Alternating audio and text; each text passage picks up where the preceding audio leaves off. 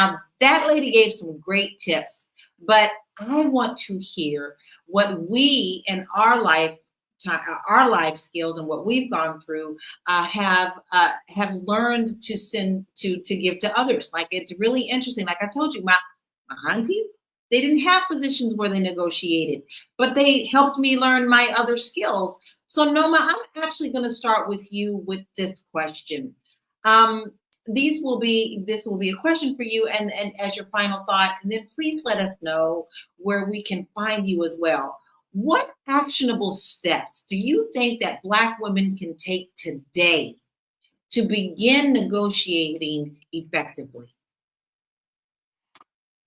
I think a lot of time has to be spent in, some part of this is a self-esteem and confidence issue and understanding your value and your worth. I know we hear this thrown around, I know my worth, and sometimes those people have not much worth. But it does really start there, where you have to understand what your value is, what you bring to the table, just like the tips that she was saying. I do want to say, though, I do feel sometimes that these conversations are a bit disingenuous because, again, you can say all your skills, you can do all these things, but like I said, there are all these other background things going on. Like if I go back to the example with the hospital, you can tell a doctor as a Black woman that I am in pain, and literally what you're saying to him is not believable to him. You see what I'm saying? So the same thing applies with when you're in an environment that doesn't support what you're bringing to the table as valuable, or they don't see it as valuable as they see the male counterpart or whatever it is.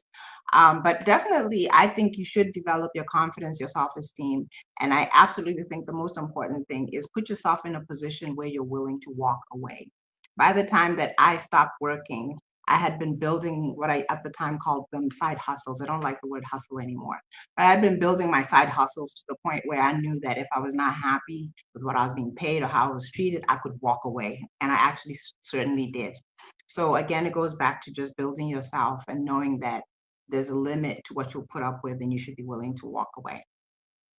So my name is Nomalanga Sally Moses. You can find me most of the time on Facebook under that name, Nomalanga Sally Moses. On Instagram, I'm Noma Moses. And then on YouTube, I'm still Noma Sally Moses.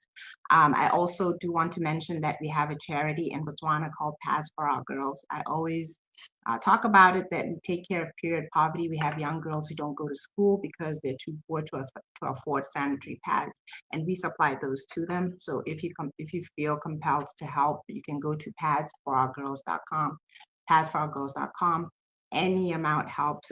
I think the donations amount start at $2 or $3, and actually $3 will take care of one girl for a whole month. So if you feel compelled to help, please do.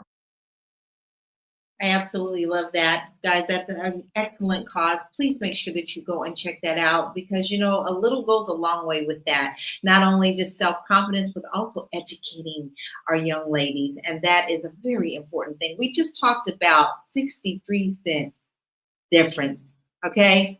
Like, let's help to close that gap with education. A part of that education is learning how to negotiate, right? So please go to that, padsforourgirls.com. Marlo, so I have a different question for you for your final thoughts.